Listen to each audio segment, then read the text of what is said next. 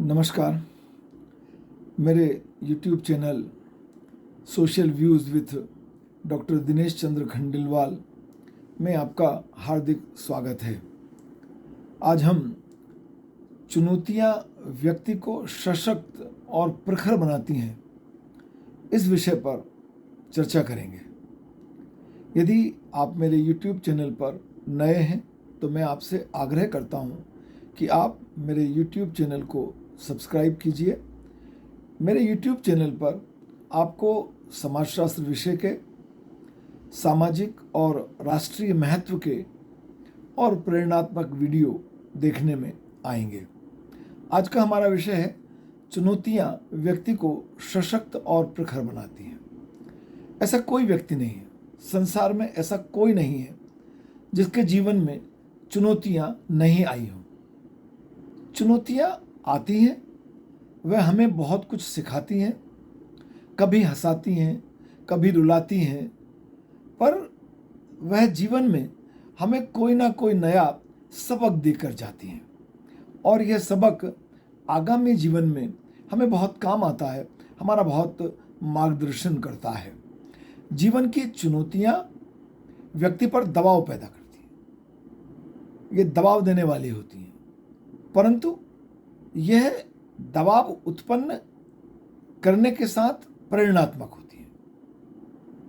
और यदि हम चुनौतियों का पूरे साहस के साथ सामना करें तो वो जो दबाव मैं कह रहा हूं कि उत्पन्न करने वाली होती है, वो दबाव नहीं रहता और हम उस चुनौती का सामना करके जीवन के लिए कुछ नया सीखते हैं, कुछ नया रास्ता बना लेते हैं।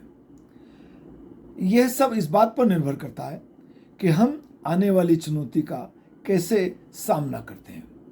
देखिए, क्रिकेट का जब मैच होता है तो जो पहले नंबर का बल्लेबाज है, दूसरे नंबर का बल्लेबाज है, वो जो बैटिंग करता है और जो 11वें नंबर का बल्लेबाज होता है वो जो बैटिंग करता है, उन दोनों के बैटिंग करने के तरीके में अंतर है, परंतु दोनों, वो जो बॉलर सामने हैं उसकी गेंद की चुनौती का सामना करते हैं और दोनों अपने प्रयास में सफल होते हैं। तो चुनौतियां हमें सामने आती हैं और वे हमें उनका साहस से सामना करने के लिए खुद ही प्रेरित करती हैं और यदि हम उनका साहस से सामना कर लेते हैं तो हमारे जीवन में ढेर सारी सफलताएं हमारा इंतजार कर रही होती हैं। ये कहावत है कि चुनौती के सामने ही हमें हमारी सर्वोत्तम क्षमता का पता चलता है।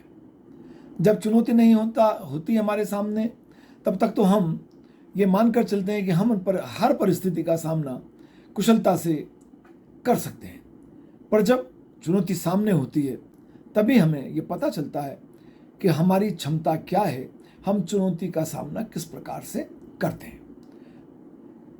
हरिवंश राय बच्चन जी की एक कविता है जो चुनौती के समय हमारा मनोबल बढ़ाने में बहुत काम आती है।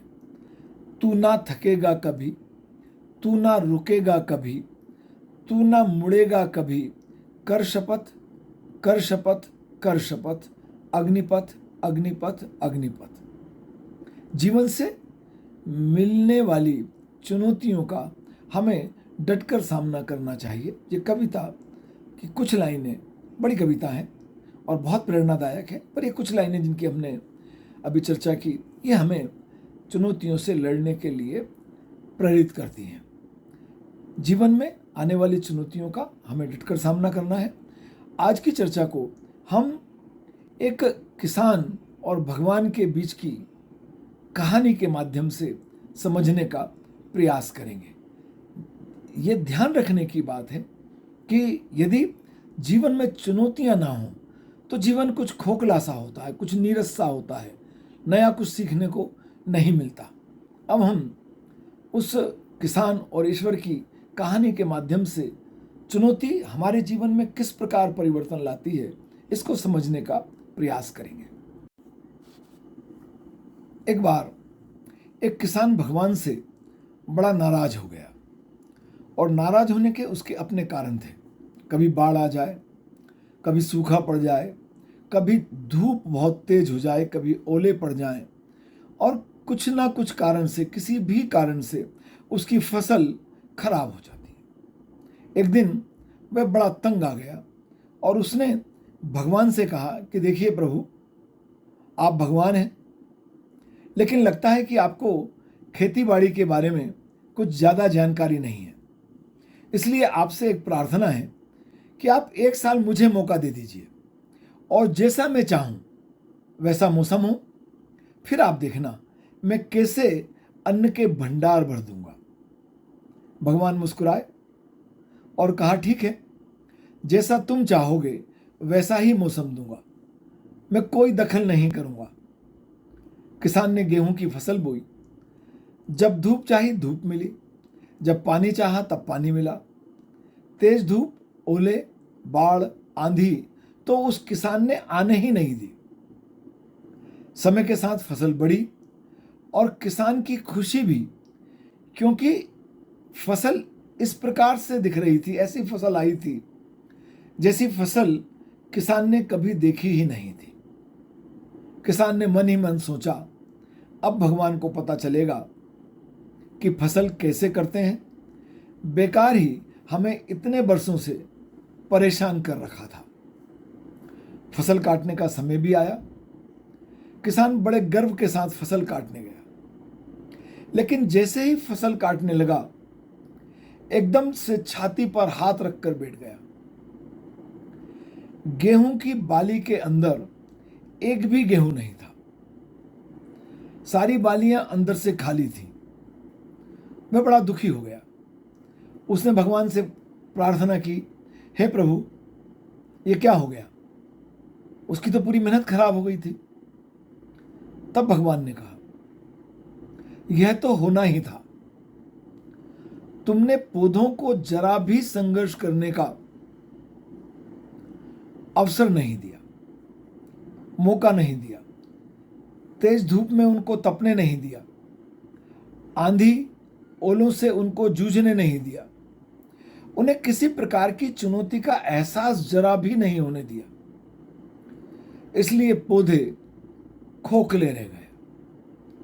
जब आंधी आती है, तेज बारिश होती है, ओले गिरते हैं, तब पौधे अपने बल से खड़े रहते हैं, अपने अस्तित्व को बचाने का संघर्ष करते हैं, और इस संघर्ष से जो बल पैदा होता है वह उसे शक्ति देता है, ऊर्जा देता है, उसमें जीवटता को भर देता है, और उससे ही गेहूं के अंदर बाली में, गेहूं के पौधे की बाली में गेहूं के दाने आते हैं, पकते हैं।